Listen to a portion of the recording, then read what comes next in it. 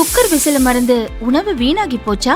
இனி அந்த கவலையே வேண்டாம். வழங்குகிறோம் உலகின் முதல் விசில் கவுண்டர் குக்கர், புதிய அல்ட்ரா குரோனோ. அல்ட்ரா என்றால் ஆரோக்கியம். வணக்கம். செய்தி சுருக்கம். 3 வயது பெண் குழந்தைக்கு நடந்த கொடூரம். வடமாநில இளைஞர் கைது. திருவள்ளூர் மாவட்டம் கும்மிடிப்பூண்டி சிப்காட் தொழிற்பேட்டையில் ஆயிரக்கணக்கான வடமாநில தொழிலாளர்கள் பணியாற்றி வருகின்றனர். அவர்கள் சிப்காட் சுற்றியுள்ள பகுதிகளில் வீடு வாடகைக்கு எடுத்து தங்குகின்றனர். அப்படி அவர்கள் தங்கியிருந்த பகுதியில் 3 வயது பெண் குழந்தை காணாமல் போனது. அதிர்ச்சியடைந்த பெற்றோர் பொதுமக்கள் உதவியுடன் தேடினர். அப்போது முட்புதரில் அந்த பெண் குழந்தை உடலில் காயங்களுடன் இருப்பதை பார்த்து அதிர்ச்சியடைந்தனர். குழந்தையை மீட்டு கும்மிடிப்பூண்டி அரசு மருத்துவமனைக்கு கொண்டு சென்றனர். பின்னர் மேல் சிகிச்சைக்காக ஸ்டான்லி அரசு ஹாஸ்பிட்டலில் சேர்க்கப்பட்ட நிலையில் அந்த குழந்தை பரிதாபமாக இறந்தது. முதற்கட்ட விசாரணையில் பெண் குழந்தை பாலியல் வன்கொடுமை செய்யப்பட்டு முட்புதரில் வீசப்பட்டதாக தகவல் கிடைத்தது.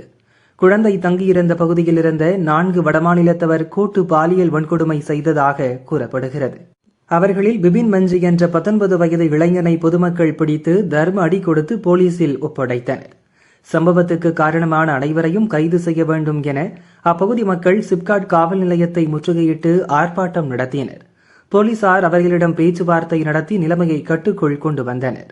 3 வயது குழந்தை பாலியல் வன்கொடுமை செய்யப்பட்டு பலியான சம்பவம் அதிர்வலைகளை ஏற்படுத்தியுள்ளது. ஒரு 4 மணிக்கு ஒருத்தன் கத்தி வச்சு இந்திக்கார பையன்லாம் அத இன்னொரு மாநிலத்தை சேர்ந்தவான வந்து ஒரு குழந்தை இந்தியார் குழந்தை 3 குழந்தை கூட்டு ரூம் உள்ள போனான். அதை நான் கண்ணால பார்த்து சரி அவன் இந்திக்கார பசங்களை கூட்டு போறான், தமிழ்கார பசங்களை கூட்டு போனா பிரச்சனைன்ட்டு இந்திக்கார பசங்க நான் கம்முன்னு விட்டுட்டேன். அவங்க அம்மா 6 மணில இருந்து வந்து ஒவ்வொரு வீடா கேக்குறாங்க, லடிக்க பாத்தியான்னு கேக்குறாங்க. சரி நம்ம என்ன ஆச்சோ ஏதாச்சோன்ட்டு நாங்க வந்து சுத்தி தேட ஆரம்பிச்சோம். ஒரு 6:45 மணி இருக்குன்னு வச்சுங்க. 7 மணிக்கு ஒரு அம்மா சுகுணான்றவங்க ஒரு குழந்தை செடியில இருந்து இருக்கு எடுத்துட்டு பாத்துருக்காங்க. பார்த்து தூக்கி தண்ணி கிண்ணி குடுப்பாட்டி அதுக்கப்புறம் தூக்கி வந்து பார்த்தா இந்த மாதிரி அந்த குழந்தைய இந்த மாதிரி அவன் என்னென்னமோ பண்ணிருக்கான். ஒரு 5 ரூபாய் பிஸ்கெட் பாக்கெட் கொடுத்து அந்த ஒரு 3 வயசு குழந்தை அவன் என்னென்னமோ பண்ணிருக்கான். 2 வயசு என்னென்னமோ பண்ணிருக்கான். நாங்க ஸ்டேஷனே புடிச்சு கொடுத்துருக்கோம். 4 பேர்ல ஒருத்தனை புடிச்சு கொடுத்துருக்கோம். இன்னும் 3 பேர் கிடைக்கல எங்களுக்கு. அந்த 3 பேர் அடிச்சு அவனும் அவன் ஓடிட்டு இருக்கிறான். அது கான்ட்ராக்ட்காரங்களோ இல்ல இவங்க போலீஸ்காரங்க தான் அதுக்கு ஏத்து ஒரு இது எடுப்பாங்களோ இன்னானி எங்களுக்கு ஒண்ணுமே புரியல. மீன்பிடி தடைக்காலம் முடிந்தது. கடலுக்கு புறப்பட்ட மீனவர்கள்.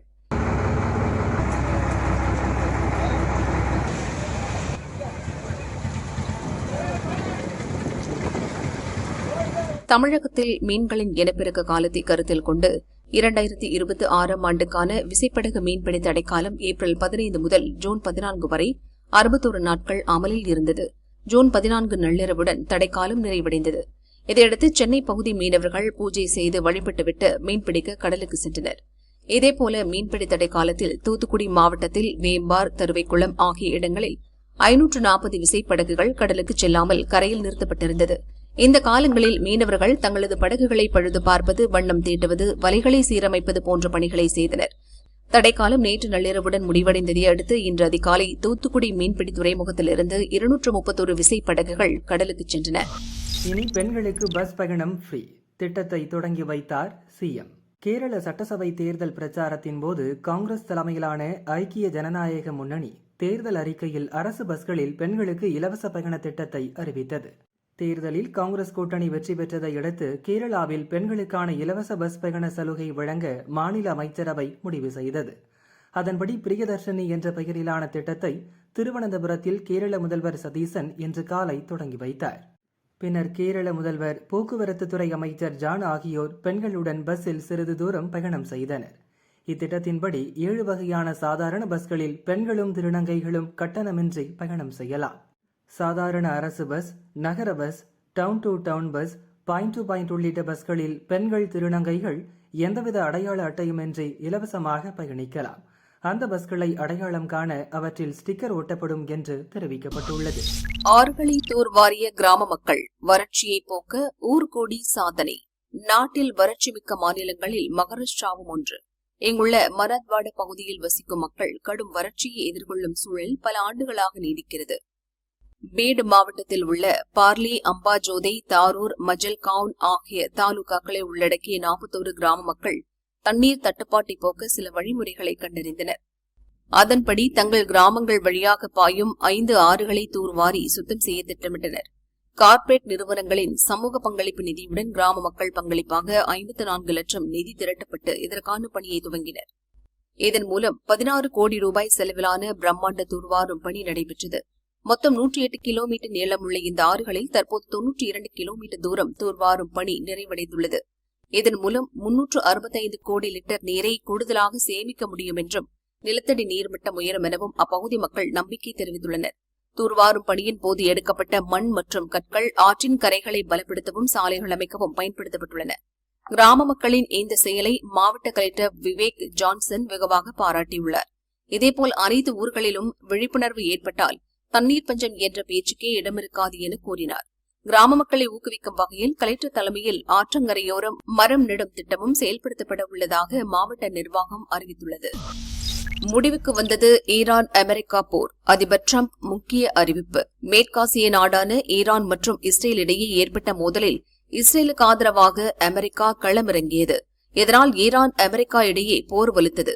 ஈரான் மீது அமெரிக்கா இஸ்ரேல் கூட்டுப்படைகள் தாக்குதல் நடத்திய நிலையில் இரு நாடுகளின் படைகள் மீது ஈரான் பதில் தாக்குதலில் ஈடுபட்டது. வளைகுடா நாடுகளில் நிறுத்தப்பட்டிருந்த அமெரிக்க படைகள் மீதும் ஈரான் குண்டு வீசி தாக்கியதால் மத்திய கிழக்கில் போர் பதற்றம் அதிகரித்தது. ஈரான் கட்டுப்பாட்டில் உள்ள ஹார்முஸ் ஜலசந்தியில் கப்பல் போக்குவரத்து பாதிக்கப்பட்டதால் சர்வதேச அளவில் கச்சா எண்ணெய், கேஸ் விலை உயர்ந்தது. ஈரான் அமெரிக்கா இடையிலான போரை நிறுத்த பாகிஸ்தானில் பேச்சுவார்த்தை நடத்தப்பட்டது. ஆனால் பேச்சுவார்த்தையில் எந்த முடிவும் எட்டப்படாததால் போர் நீடித்தது. போரை முடிவுக்கு கொண்டுவர இரு நாடுகளும் தொடர்ந்து பேச்சுவார்த்தை நடத்தின. இந்நிலையில் இருதரப்பு அமைதி பேச்சுவார்த்தை வெற்றியடைந்துள்ளதாக அமெரிக்க அதிபர் டிரம்ப் அறிவித்துள்ளார். ஈரானுடனான அமைதி பேச்சு வெற்றி, அனைவருக்கும் வாழ்த்துக்கள் என சோசியல் மீடியாவில் டிரம்ப் பதிவிட்டுள்ளார். இரு நாடுகளிடையே பேச்சுவார்த்தை சுமூகமாக முடிந்துள்ளதால் இனி ஹார்முஸ் ஜலசந்தியில் கட்டுப்பாடுகள் இருக்காது. அமெரிக்க கடற்படை விலக்கிக் கொள்ளப்படும். இனி கப்பல் போக்குவரத்து சுமூகமாக நடக்கும் என டிரம்ப் கூறியுள்ளார்.